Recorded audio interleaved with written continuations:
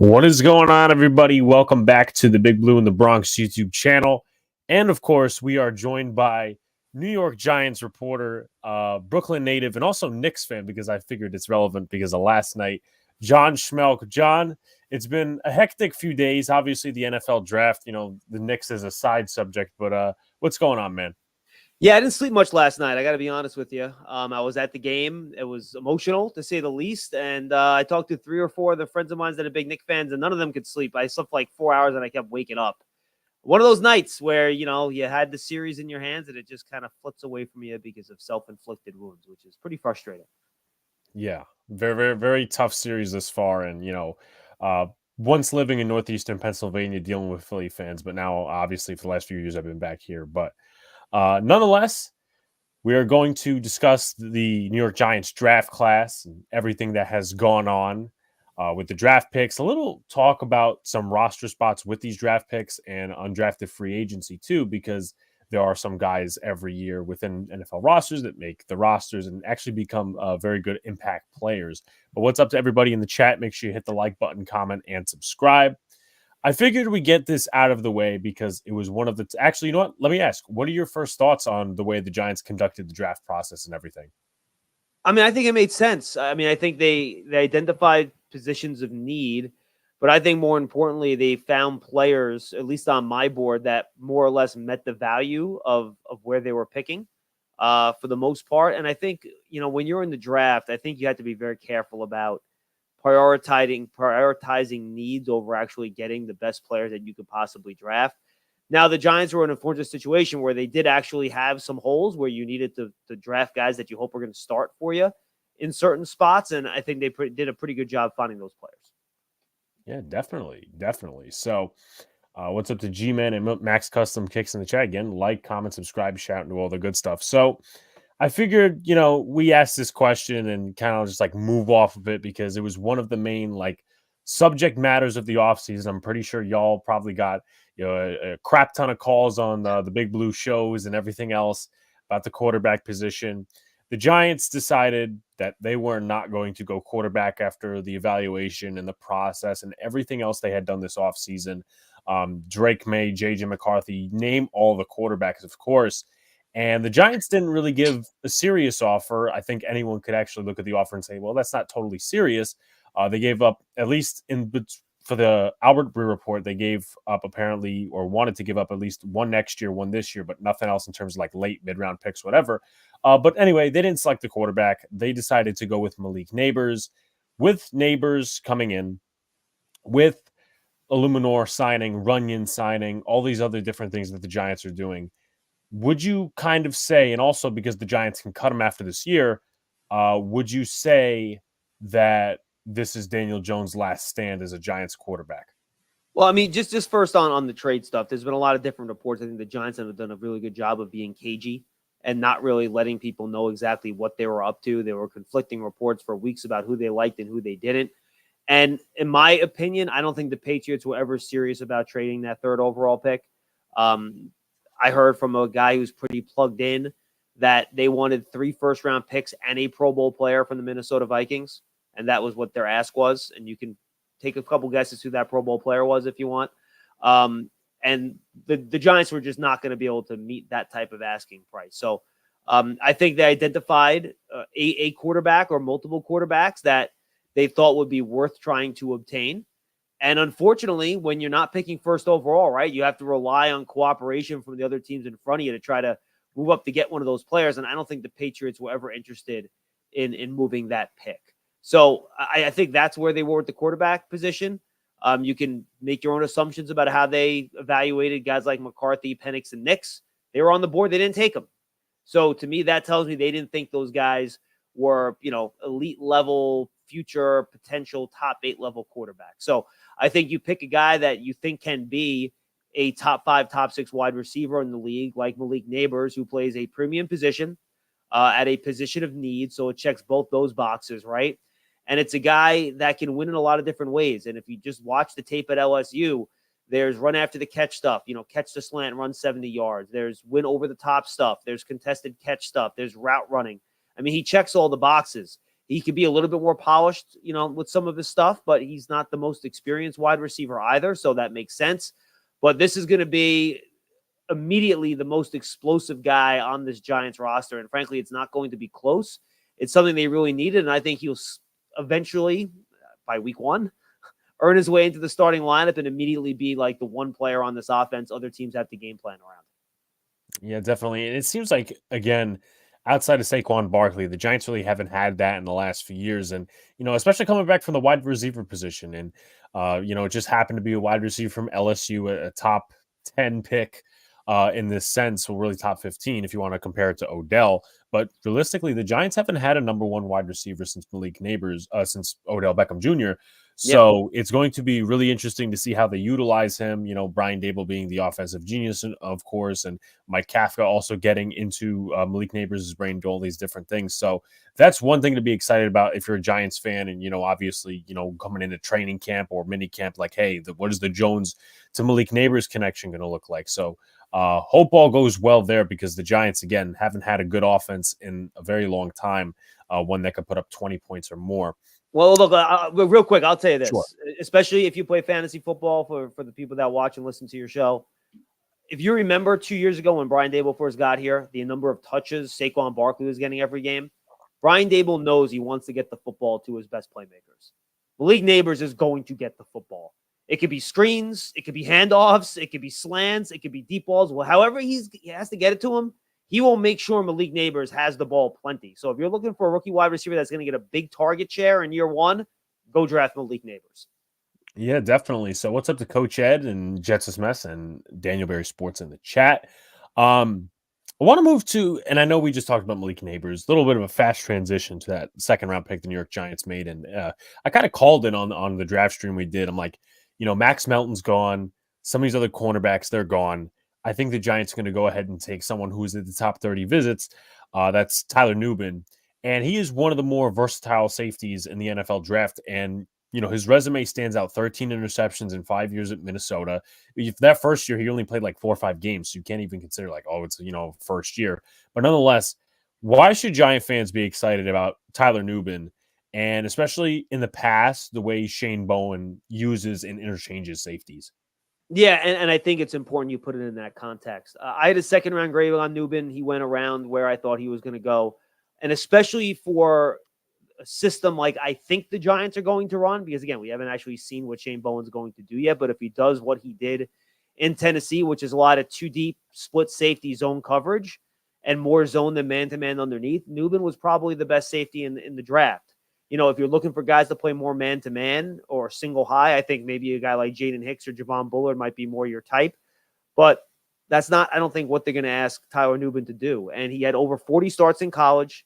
He's very smart, and he plays the position with veteran savvy and wisdom. I think his greatest strength is being able to read route combinations and read the quarterback at the same time and make plays on the ball and anticipate where the quarterback's going to go with the football. He's not the best athlete, but you go back and you look at the testing of some of the best safeties in the league, whether it's Kyle Hamilton or Justin Simmons, whoever you want to talk about, you don't have to be a great tester to be a good safety, but you have to have it together up here. You have to be able to understand what the offense is trying to do, be able to anticipate. And in a split safety system where he's not going to have to do a lot of sideline to sideline stuff, it's more of a half field responsibility.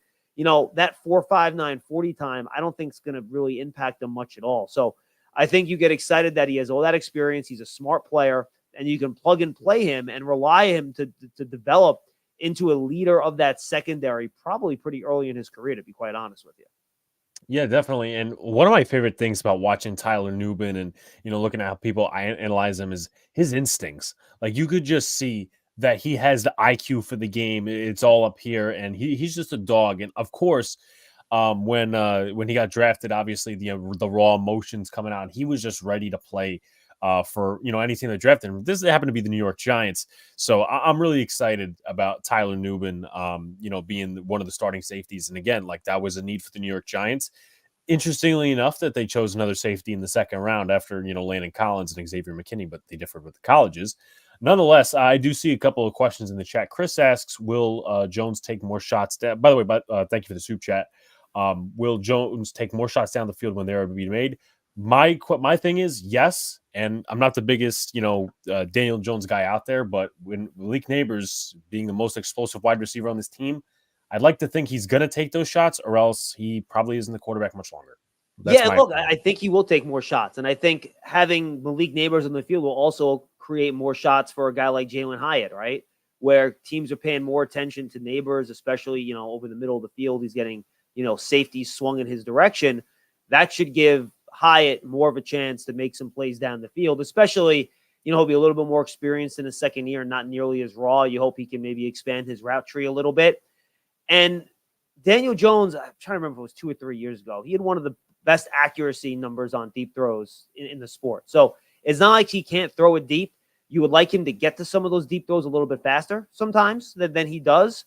But I think a lot of that is him, frankly, getting spooked by the fact that he's had such terrible protection for 3 years. And I think, yeah, you can throw those quick 9 routes down the sideline. We saw Tyrod Taylor do that, when he got in the game. He was also playing much softer defensive schedule when he played later in the year as compared to what Jones did earlier. So I think if you can get a little bit better protection and you have more than one deep threat on the field, and especially a guy like Neighbors that can draw some extra attention and coverage, I hope he does throw deep more, because this team on offense, in order to your point, you said it earlier, right? You need to score 24, 25 points a game if you want to really have a chance every week to win in this league. And you score points by making explosive plays. You make explosive plays by throwing the ball down the field. So it's a step-by-step process, and it's something that they're going to have to do a better job of, creating those explosives to eventually score more points, which is what you need to do to win games. Yeah, definitely. Definitely after how many seasons of just being bad on offense. And I do see a lot of, chats streaming up and down. I do have them bookmarked to the side. I'm just going with what's relevant right now. But again, I'm not ignoring you guys. It's a good question, by the way. Washat's Authentic, one of the better Giants content creators. Do you think Malik Neighbors will play some slot for us? And does that put Wandale on the sideline, or will there be packages with both on the field, but Neighbors in the slot? I think both will be on the field. I think they'll be able to move those guys around, and I think that's gives Neighbors a little bit an advantage over a guy like Odunze. The Giants could have drafted either one of those guys. And yes, Odunze can play slot too. He played slot plenty at Washington, but he, to me, translate more as your traditional X that's going to play outside more. You can move Neighbors around. And even last year, like we would see on one side of the field, they would bring Hyde in motion, put him in the slot, and Wandale will be outside on a play. I think you can certainly have both those guys on the field. The way NFL offenses work now with all this motion and stacking wide receivers and bunch formations, it's not quite, all right, well, this is my outside guy, this is my slot guy. The way these formations are now, you have teams run trips a lot where you have 2 guys inside and 1 outside receiver. You'll have plenty of opportunities for both those guys to be on the field. I don't think that's going to be an issue. Yeah, definitely. Especially the way Wandale was so activated last season. Like one of my, I was live. I was there live with a friend at the Green Bay game. The way he just had that little speed end around, and he's going to be a really explosive player with all these different things open up for the New York Giants. So I want to move to the 3rd round pick, and this one, in my opinion, bugs me a little, but it got better today, and you could probably think why. One of the first guys I scouted when we were down at the Senior Bowl was Andrew Phillips. And, to me, 3rd, 4th round value, outside and slot, versatility, same thing with man and zone coverage. But Joe Shane acknowledged that he is a slot corner primarily. What do you think David Long Jr., who they just signed from, he's with the Rams, he was with the Packers, I believe, the Raiders too. Do you think David Long Jr. could be a legitimate contender for the corner 2 role? And, if not, does Cordell Flott play a role? Does Nick McLeod play a role? Yeah, look, he played for 3 different teams last year, right? He played 3 teams with the Panthers, 3 for the Packers, 8 for the Raiders. So he's a guy that when he came out of Michigan in 2019, I remember scouting him. I'm surprised he hasn't had a better career. I thought his coverage skills in Michigan when he came out were actually really, really strong, to be honest with you. And I'm surprised he hasn't had a better career. Yes, I believe, to answer your question directly, I think this is going to be an open competition, man. I mean, I think, to your point, you move Phillips into the slot, and I do think he can play outside. I think he's physical enough to play out there. He's 5'11". I think he's long enough. I don't think that's a deal where he'll get big boyed out there a ton, especially given how physical he is. And I had a 3rd round grade on him too. I thought the value where they picked him was fine. I think it's going to be a wide open competition, man. I think Cordell Flott, can he stay healthy too, right? At his stature and size, he needs to stay healthy out there. You have can Trey Hawkins, after earning the spot early in the year, can he come back around? That to me is a prove it to me thing. You're not handing him anything. He's got to earn that thing in the spring and summer and preseason games too, because look, he was good in practice last year, and then ended up mattering once you got into games. It didn't matter a whole lot, right? So he's got to prove it. David Long's a guy you come in and you hope that he can give you something on the outside as a guy that's, started a couple dozen. How many starts does he have in his career? I have to look at it right now. On his year, he has 12 starts, so about 3/4 of a season. He's going to compete. And then I think, frankly, the backstop in this whole thing is Nick McLeod. Nick McLeod started outside corner at the end of last year. I don't think you want to go down that path again if you have to, but if you have to, he's there, and he did a decent enough job. So I think that is going to be the position to watch this offseason on defense in terms of competition in the spring and summer, and that's corner. And, that's one of the few things you can watch, right? It's impossible to really do O-line, D-line competition stuff in the spring because there's no pads. You can't really have contact. And honestly, it's hard at corner too, because if you can't bump and you can't do stuff like that, it's hard to play corner and win if you can't contact the wide receiver at all. But I think at least we'll be able to get something out of it, especially see which one of those guys adjust to the zone-heavy scheme that we all think Bowen's going to run. So, look, I think wide open competition, Alex, and whoever plays best will be starter week one. I think, they had a lot of needs heading into the draft, like we said, and they weren't going to be full all of them. And now this is one of those spots that you're going to have that wide open competition. Yeah, definitely. And one more thing I want to throw in there, because I wasn't particularly surprised that they did this at the beginning of the offseason, obviously with this whole Shane Bowen thing and the zone scheme he runs. If Andrew Phillips, for whatever reason, they feel he's not up to par, not up to task in his rookie learning curve, could you see Darnay Holmes starting in the slot again? Yeah, and which, by the way, I think you bring up a good point, right? Assuming a rookie third-round pick is just going to be able to go in there and start right away at cornerback, at slot corner, by the way, which is maybe the most difficult position to play on defense in the National Football League with your run responsibilities, two-way go for the wide out and coverage. It's a really difficult position to play. So I think you make a good point. There's no guarantee that he's going to be good enough to start there week one. I think Holmes is in the mix. I think Cordell Flott's in the mix there. I don't think there's anyone else on the roster, just going through names in my head, that I would consider. I imagine those would probably be corners 1, 2, and 3 in that spot. You would probably put Flott with the starters maybe outside, and then when the 2s or 3s are in there, you would put him in the slot spot, so you would get him run at both spots over the course of spring and summer. And then you figure out who your 3 best guys are, and those are the guys you roll out there. Yeah, of course.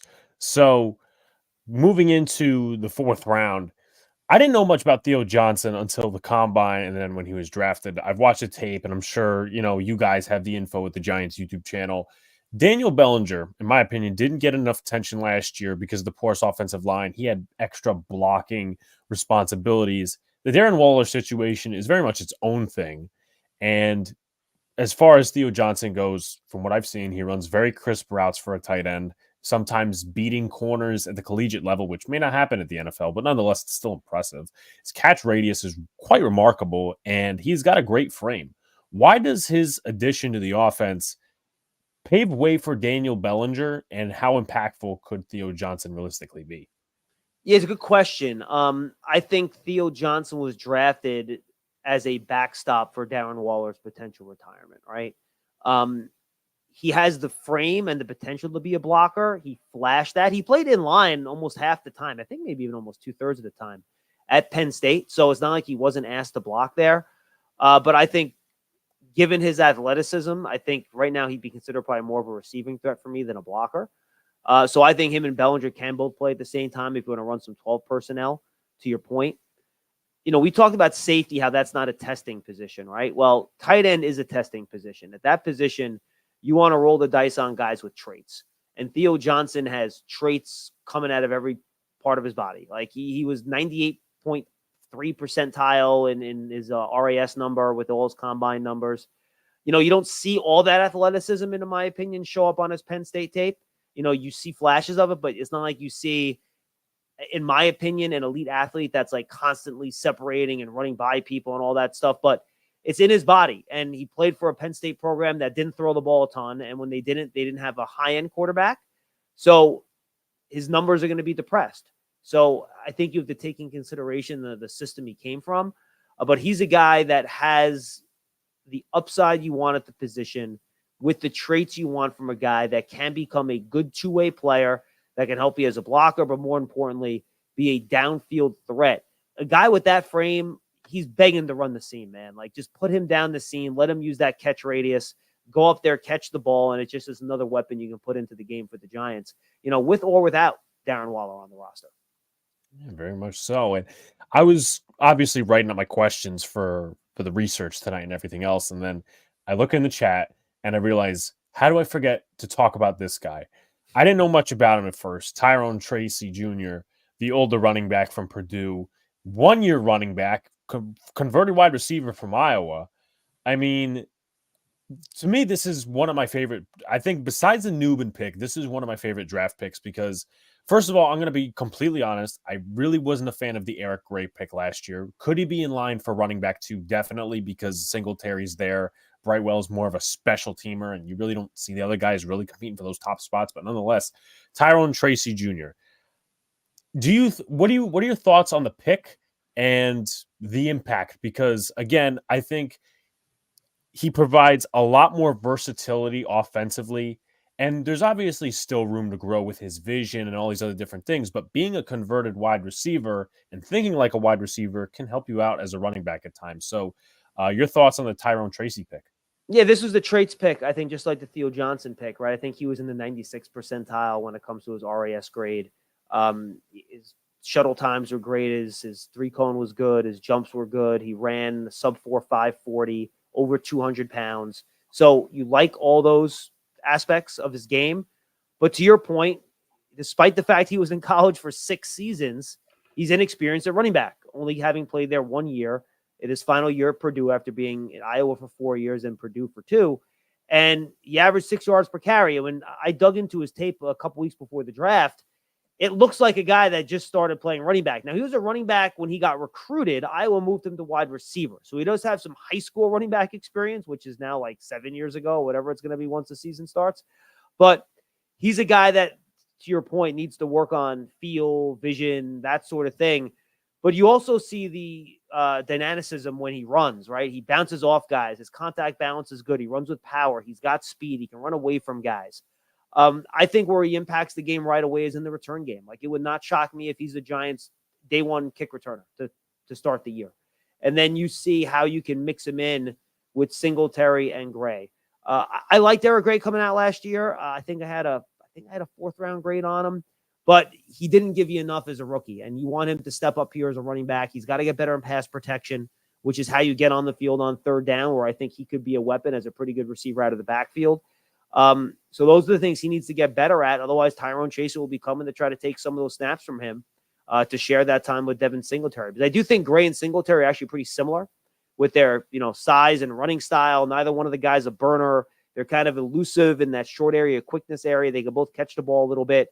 But I think Tracy gives you a little bit more of a physical presence with, better traits that can mix things up for you, whether it's as a runner or a receiver. Yeah, definitely. And 2 things you brought up right away. I'm like, in my mind, again, I like Tyrone Tracy better than Eric Gray, but 2 things you pointed out: special teams, because Gray last year, we all know he had a very tough time on special teams in the preseason and in the regular season, scared us a few times, and 3rd down protection. Like, obviously, again, Tyrone Tracy is not the most experienced running back, but again, is the ceiling higher for him than a guy like Eric Gray, who, again, has yet to get better in those areas. So that's one of the battles that I'm looking for in camp. And then, of course, they'll keep somebody on special teams or do whatever in the back. But nonetheless, before we get to some of the outlook stuff, I want to talk about the Giants' 6th round pick. That's Darius Mussau out of UCLA. And he also was with Hawaii, which I believe special teams coach Michael Gabriel coached him there, if I'm not mistaken. Do you think he's going to be a guy that goes in, competes for a backup linebacker, special teams role alongside Diontae Johnson, Carter Coughlin, who they brought back, and someone who they drafted a few years ago in Darian Beavers? Yeah, look, Cam Brown left, right, in the offseason. So there's a spot for a core special teams player. And that's why you draft linebackers late, right? 230-pound, or actually I think he was 225 at the combine, that has pretty good athleticism. He doesn't have great top speed, but I feel like he's pretty twitchy. That's why you bring in guys like that. So you hope that he can come in, help on special teams right away, help on coverage teams, and you develop him as a linebacker. And maybe like Mike McFadden did after a year, he can figure out a way to get his way into the lineup. But yeah, I think right away, Musa is a guy that you like as a special teamer, and then you see how else you can develop him. Yeah, definitely. So before we go to some Outlook stuff, I thought I would a friend of mine who's a good content creator asked if he could ask just one question. Of course. To come on. So Lou, the floor is yours. Thank you very much. First and foremost, thank you for letting me interrupt your stream. I know you had your plans and your notes because you're a very thorough content creator. I love your show. Also a member of the Big Blue Crew Sports Network. Thank you very much for giving me a few moments. And very nice to meet you, Mr. John Schmeelk. I watch all of your content as an avid Giants fan since 1985. I've been through the lean seasons with us. Still a Daniel Jones supporter, regardless of what people may say on Twitter, because as you know, people have been bringing that man's name through the mud, some of it well-deserved and some of it unnecessary. But my question to you is, considering that the New York Giants did not draft an offensive lineman in this draft, and we did add Malik Neighbors, which I predicted months ago, do you think that we did enough in the free agency? Can this line be decent enough for Daniel Jones to find Neighbors, Hyatt, Wandale, or even Bryce Ford Wheaton, or Theo or Bellinger? Do you think that the guys that we acquired in the free agency can form some semblance of a decent line to give Daniel Jones his final shot? No, look, I think it's a good question. First of all, I appreciate you watching and listening to all our stuff. And I'm glad you enjoy it. They threw numbers at the problem in free agency, right? I mean, they went through last year, and by week 3, they're bringing Justin Pugh in off the street. They didn't have the same starting lineup on the offensive line for the first 8 weeks of the year. It was a mess. It was an absolute mess. So what they did this offseason is that they brought in a bunch of dudes, right, that have started games in the league. They bring in John Runyon. He's going to be one of your starting guards. Right or left, we'll find out. You bring in Jermaine Illuminor, who's got position flex. He gives you a backstop to Evan Neal if he doesn't work out a right tackle. Move Neal into guard if you want. You can put Illuminor right tackle. If that doesn't work, slide Illuminor into guard. Aaron Stinney started at guard for the Bucs for a couple of years, so he's a backstop there. Schlotman is a guy that started at center for the Vikings when Bradbury was out, so he's another guy that's a veteran backup. So you do have a bunch of guys there that have played. Now, a lot of this has to do not with the new additions, but with the guys that were on the roster improving, right? You know, you bring in a new offensive line coach in Carmen Brasillo. He comes from the Dante Scarnecchia school in New England, which you like. How much can he help Evan Neal at right tackle, right? How much better can he make him? How much better can he make John Michael Schmitz at center in year number 2? Like, those are two guys that they're not only betting on their new additions, they're betting on those two younger guys to be better. And that's the key here. You have to develop offensive linemen from within. I think we all know what John Runyon Jr. is going to be. You know, we've seen him on tape for 4 years in Green Bay. I think we know what he's going to give them. If Andrew Thomas is healthy, we know what he's going to give the Giants. But what's going to happen at the other 3 spots? You know, John Michael Schmitz is one of the starters. Can he improve his play well enough? And then the right guard, right tackle situation with Illuminor, Neal, and then I guess Stinney would be your backstop at right guard in that situation. Or maybe you put Runyon at right guard, you put Stinney at left guard. However you want to handle that, you can.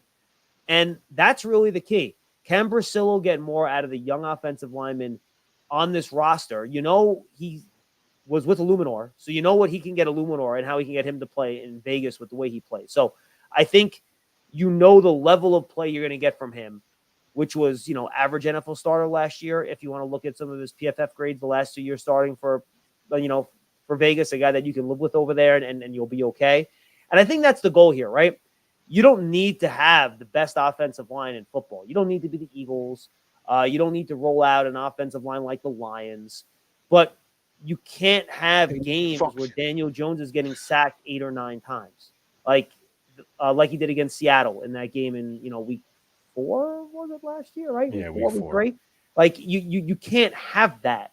I went through the numbers I forget what week it was last year. I think it was around week 8 or 9. It might have been at the bye week. And the Giants had allowed more sacks per pass attempt than any other team since they started recording sacks, except for the Eagles in 1987, when Randall Cunningham was a rookie and he had no idea what he was doing back there. All right? Literally the worst in the history of the league. Now, are some pressure things and sacks on the quarterback? Yes. Advanced stats have told us that. But when it's that bad, a lot of that has to do with the offensive line, to your point. So can the addition of Brasillo help those young guys improve enough, along with the new additions, to just be good enough to give Daniel Jones the confidence to stand back there and actually read the field without feeling like he has to get the hell out of there if the first guy's not open within 2.5 seconds? If that happens, I think the answer to your question is yes. If that doesn't happen, I think we're in for another long season offensively, because if you can't block, you can't score. Period. Period. And that's where we're at again. I'm glad you said that, though, because all throughout the Twitter sphere, everything is Daniel Jones's fault. And I'm like, okay, let's look at this realistically. If you can't block, the minute you say hike, you got 200-300-pound guys in your face. How are you supposed to get through your first or second read? And it does have a psychological impact on you too, right? Yeah. A quarterback's internal clock gets messed up, and I've seen that now. I've seen that with Eli Manning when he was here during the lean years. Spiking it down to avoid getting sacked. All that stuff thrown off his back foot, right? We've seen all that sort of stuff, and it happens. It happens to every. If you remember, I forget what year it was. It might have been 2017. Remember the year where the Patriots had the really bad start, and Tom Brady was getting the absolute snot beat out of him at the beginning of the year, and people at one point were, I remember.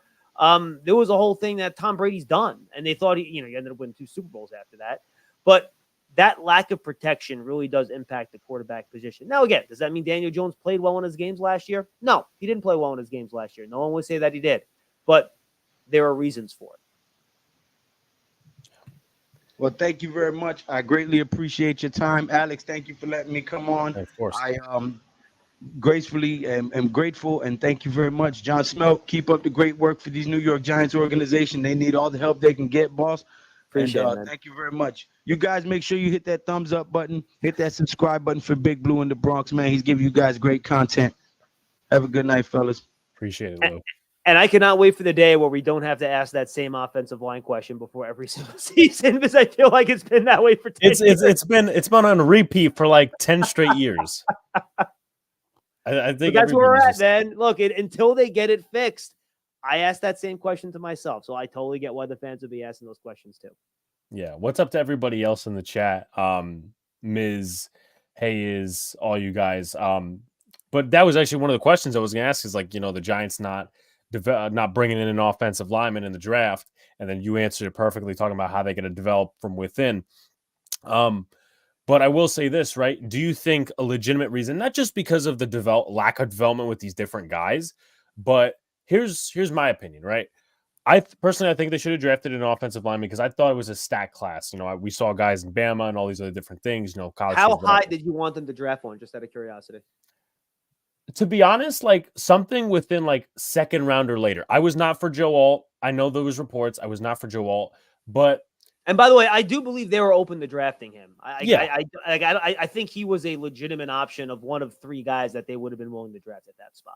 Yeah, absolutely. He was definitely in the cards.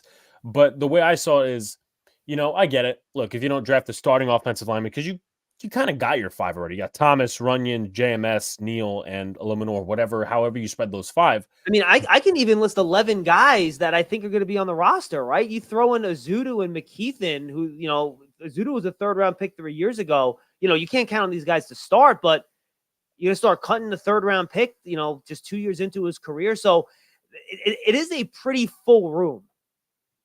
Yeah. I mean, as I said, later on, I would have been like, okay, draft this guy or whatever. And I think part of the reason, now personally me, I'm a little bit more out of the door with the Zudu, because not necessarily say cut him, because you're right, it is a 3rd-round pick. You invested high, and you can't be throwing guys out automatically like the Wednesday night trash. But as far as like getting guys like Austin Schlodman and Aaron Stinney and Matt Nelson, do you think they brung those guys in, A, because of last season, and B, because they realized, okay, while Josh Azudu, he hasn't played great, nonetheless, he's ended his 2 seasons with injuries, and McKeithen, he's been up and down for 1.5.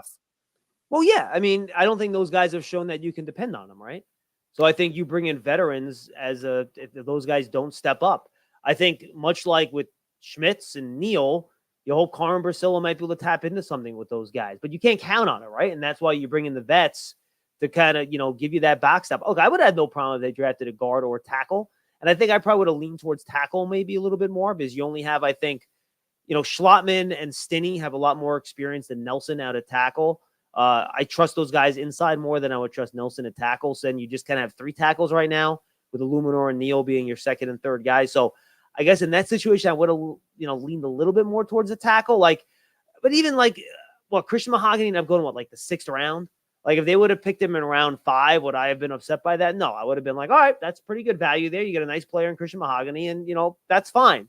So yeah, I wouldn't have a problem with it, but I do think they have enough bodies in there and guys with talent that they threw resources after, whether it's money in free agency or in the draft, or I think you feel like you have enough options in there where you're not going to fall into an inoperable situation like you were for the first half of last year.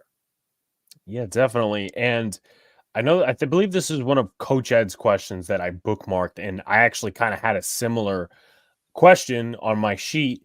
How long is the leash for Evan Neal in your opinion, and how quickly do you see him transitioning into guard? Because I think personally, and I get it, new O-line coach, this, and this, but I feel like if it's not work, I think they should personally, I'm going to say it right now, I think they should cross train him. Yeah, that's going to be, a bit of a stunt for him mentally, but you don't want to be 6 weeks into the season, he's still not good, and then boom, you switch him to guard, and that's a whole learning curve. I don't think it's like give him half a year type of thing. I don't. I don't want to say quick hook, but I think he's going to have to play well enough to keep the spot. You know what I mean? I don't think it's all right. This is your spot, no matter how you play. They haven't said that. They haven't given any idea how they're going to handle that. Brian Dable doesn't usually give those types of answers because he doesn't want to put pressure on the player, and he shouldn't. But you don't go out there and spend the money they did on a guy, Jermaine Illuminor, in my opinion, unless that guy has a real chance to play the tackle position, which is where he played the last 2 years for the Raiders, right? So my guess is that they'll give Neal the preseason, see how he plays in the preseason games. My guess is that if he's healthy, he's going to get probably a longer look in those preseason games than maybe some of the other starters, just to see how he plays, hopefully against the other team starters. If they do joint practices again with 1 or 2 teams, see how he does in those joint practices. Those live moments will be very important for him. How he does in one-on-ones against Brian Burns and Kayvon Thibodeau in practice, those moments are going to be important for him. So could they make that decision before the first regular season game? Maybe. I would like to see, to your point, how quickly they start cross-training him, if at all. They have not told us how they're going to handle that. We have not had a single OTA yet. That's going to come not next week, but the following week. And then we'll start to get a feel about how they're going to try to approach this, because otherwise it's really us just reading tea leaves and trying to guess. We just haven't gotten any clues from them being on the field yet to know how exactly they're going to handle it. Yeah, definitely. One of the biggest X factors coming into this season. So I want to get to a couple more questions. Let's see. How do you see, John, Flott versus Phillips competition? Both of them seem to be slot corners. Yeah, Flott's interesting. His rookie year, he played mostly, do I have this reversed? No. Rookie year, he played mostly slot. Last year, he played mostly outside.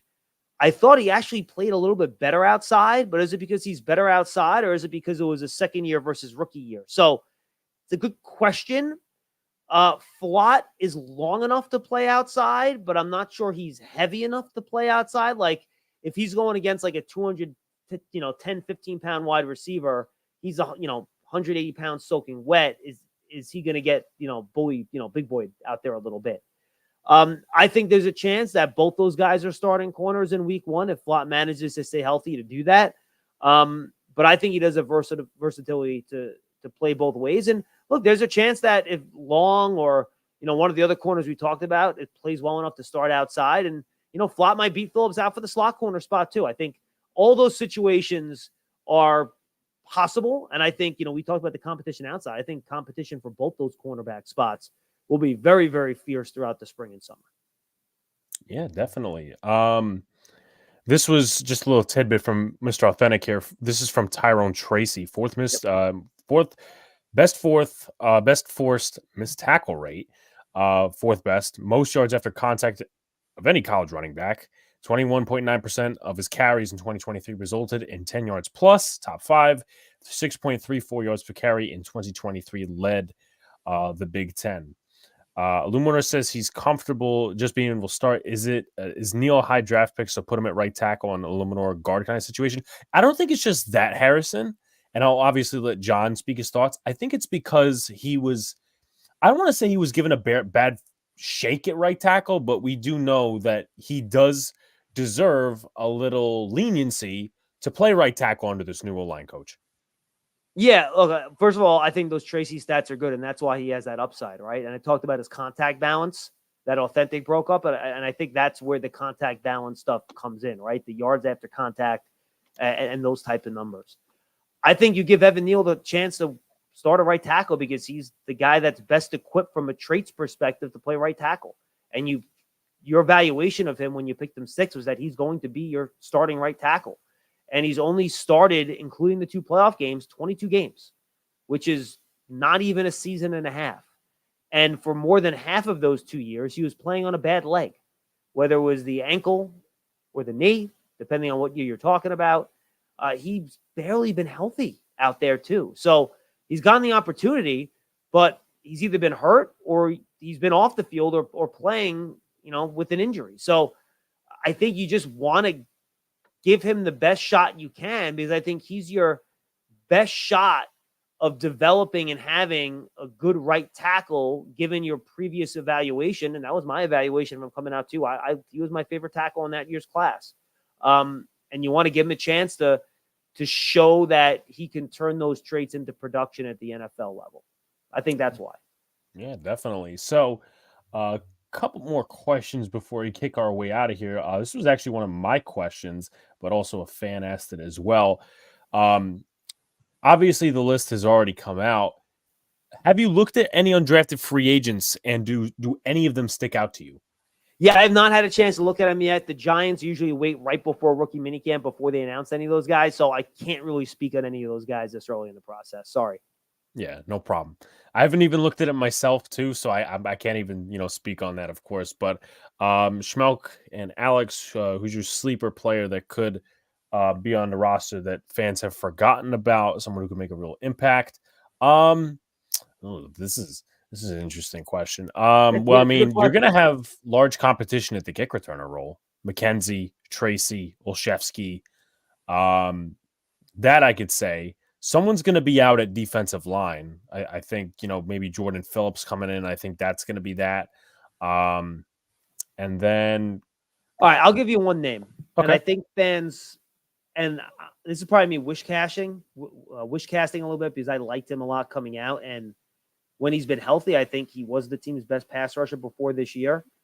If Azeez Ojulari can stay healthy, I still think he's a really good pass rusher. And I don't know if he can stay healthy. He hasn't been able to the last 2 years. But when he's out there, he still has that explosion to be a very effective edge player. And if they can somehow get him out there and get him into that 3-man rotation with Thibodeau and Burns, I think he's a guy that can legitimately play at a high level on passing downs and help the team win games. Is that going to happen with his health? I have no idea. I don't know the answer to that. Nobody does. But I think of guys that maybe fans have stopped talking about that has the ability to really impact the team at a high level, he'd be the guy I pick. Yeah, definitely. And I think it's way too early to talk about like roster battles and stuff like that because I can't wait for that. I mean, football season's just, how many months away. But I think also that third tight end spot, because you do have Lawrence Cager, you have Chris Manners, who you brought in, who's a vet, monster block and tight end, Jack Stoll, who you brought in, and of course you already have Bellinger and Jackson is 1 and 2. And then of course we'll wait to see what this Darren Waller thing is, but again, that's its whole X factor in itself. So I guess one of the final questions I could wrap up with maybe Jordan Riley. How about Jordan Riley in his second year? That's a guy that maybe can help out as get Dexter off the field a little bit. Mm-hmm. I would like to see somebody step up at 3 technique, more of that pass rushing defensive tackle spot. I don't think they have a guy that necessarily fits that role. I think Nacho's kind of a tweener. I think he does both, but he's more of a run stopper than a pass rusher. They don't really have, and there were a bunch of guys in the draft, but there was a huge run on those guys in the second round before the Giants came to make their pick when they picked Nubin. So, they don't really have that true Leonard Williams replacement that I think they would like. But as we saw this offseason, that position's gotten very expensive to find good players at free agency. And like I said, that they kind of had that run at that spot before they came up the pick. Yeah, definitely. And I think if I'm looking at the Giants defensive line room right now, and you're talking about the Leonard Williams replacement, and this is not even just an endorsement, it really isn't, but it's more like, okay, this guy's kind of close to that. My token guy would probably be Ryder Anderson, because I think he's got probably the best skill set pass rush wise. I mean, Phillips, they signed him from, I think he was with Arizona a couple of years, Bills. He had like he's more of a nose high tackle, though. I'm with you on that. Yeah. So I'm like, he's more of a run stuff for Riley. Again, you mentioned it, Nacho, Timmy Horn, who they picked up last year. Maybe DJ Davidson can give you a little 3 technique stuff. I think he's a guy that maybe you think you have a shot with. But yeah, look, I'm with you. I think from a size and athleticism standpoint, I think Ryder Anderson more fits that build than maybe some of the other guys. I think that's fair. Yeah, absolutely. So I'm gonna ask. It's essentially part of the same theme, but Miz has a question, and I'm going to go on my own question. Again, same theme.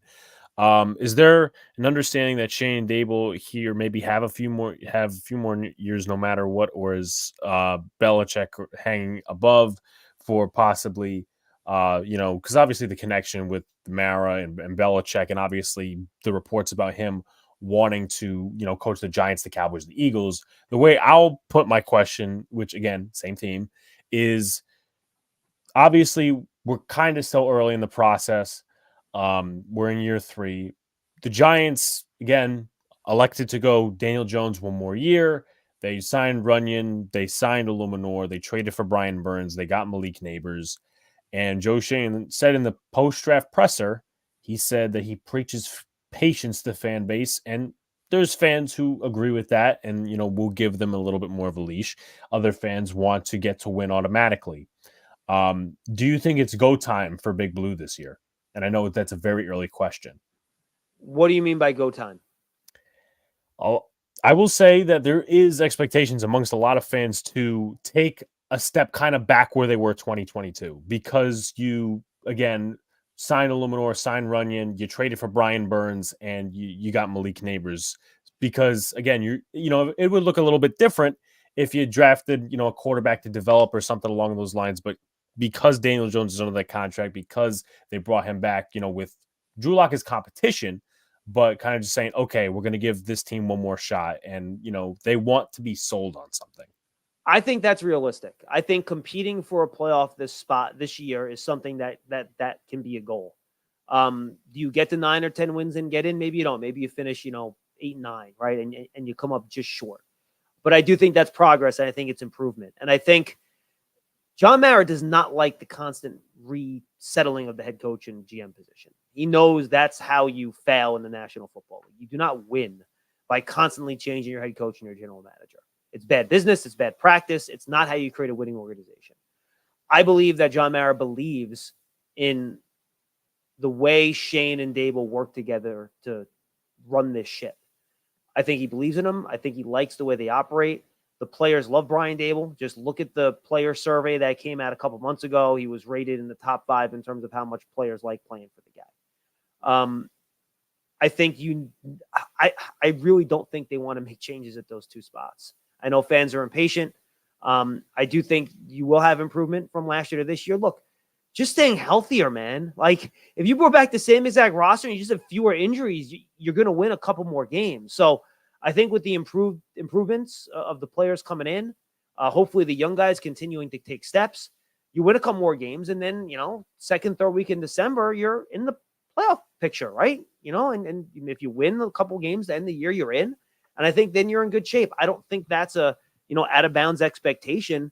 I think when Joe Shane preaches patience, I think there are some fans that are like, year 3, time to contend for a Super Bowl, guys. And guys, that's not how this works. Like, it takes a long time for a team to go from where the Giants were when Joe Shane took over to compete for a Super Bowl. It just takes time, especially when you don't have a chance, to pick in the top 1 or 2 picks to draft a CJ Stroud or Caleb Williams or someone like that. And the Giants were never in that situation. And, it does take time. And remember, that first offseason, Joe Shane couldn't add anyone in free agency, right? It was a teardown year. So he's basically had 3 drafts, right? And 2 free agent periods to try to build this team. And as we both know, draft classes take time. And his first draft class, every player but one got hurt in year 1. So they basically lost a year for that first draft class, right? Every single guy got hurt, from Wando Robinson to Zudu to McKeithen. McFadden was the only one that didn't get hurt from that draft class. Everyone else got hurt. So those draft classes that are now starting to get to their second and third years, you hope you start getting improvement from them. Your reinforcements from 2 free agent classes when you actually had some money to spend to bring guys in. And then, look, the big decision was signing Daniel Jones, and you hope that he plays much more like he did 2 years ago versus compared to the way he played last year, which was worse circumstances. So I think that's where you are. You play better. You compete for a playoff spot. You'll see if you get in, and you continue to make progress. You're going to have a lot of cap space again next year. You'll have big decisions to make based on how this season goes to see what direction you want to take things. And with a guy like Dable, the record's going to matter, but I think what the offense looks like matters too, right? He works with Mike Kafka to run this offense. He's an offensive-minded coach. I think it's important to see, and you just added a guy like Malik Neighbors, used a lot of your offseason free agent money on offensive linemen with Runyon and Illuminor and all those guys we talked about. I think you want to see significant progress from the offense this year. And if that happens, I think you run it back and you see how this group does based on the talent out there. I mean, I think I think that's where you have to be patient, right?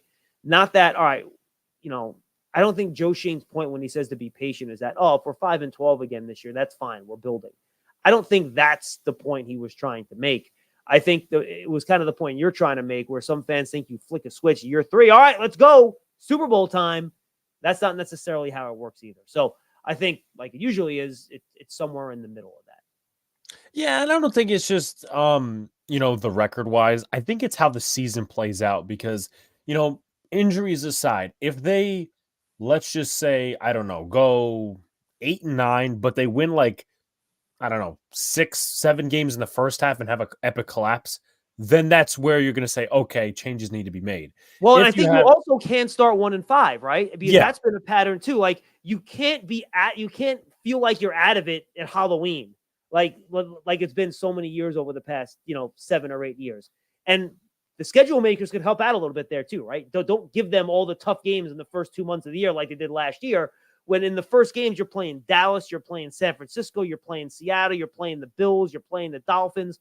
Like, the schedule makers can help you out there too. So I'm with you. I think the pattern of the season and how it goes, and I'm sorry for interrupting you, I think that does matter a whole lot. I'm 100% with you on that. Yeah. And again, just no epic collapse. But if you do see, again, maybe, some fans will disagree, but everybody has a right to opinion. If, let's just say, again, they go 7-10, 8-9, but they start off the season, again, you can't start off badly, but if you end the season on a high note, depending on the circumstances, that could buy you another year. And then you look at the problems and just say, this is where we have to get better.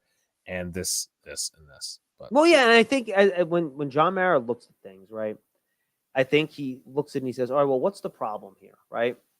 Is it coaching? Is it talent? I think it would take something, again, John Mara has not said this to me, so if I speak out of turn, I apologize. I think it would take something monumental for Joe Shane not to be the GM next year. Monumental. It would have to be some type of freakazoid, epic collapse thing where he doesn't get another run at GM. 3 years as a GM is really short. I mean, it's a really, really short period of time. And I think You have to look at it and say, all right, are we going in? And he kind of talked about this last year too. Is the team heading in the right direction? Do I see progress? Do I see a realistic in my head, an end goal, where they're headed? How is there a plan of how you get there, where this team can compete for a Super Bowl down the road, right? And I think if John Mara in his mind believes that he sees that path and it makes sense, and he understands their vision and how they're going to get there, I think he's going to give this group latitude because, look, I think they're organized, they're put together. I think the way Brian Dable operates the building, it's one of the better buildings that I've ever been involved in terms of all the Giant coaches over the years.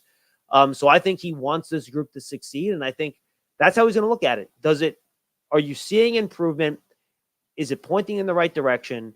And does he understand and see their plan and how it's moving forward to get where all Giant fans want to get? And that's to winning a Super Bowl. Is that path at least clear? Does it make sense to him? Does he see how you get there? And I think if that's clear, I think he's going to stick with this group because I think he hates making these changes so quickly. I think it's bad I think he knows it's bad for the organization. He doesn't want to do it.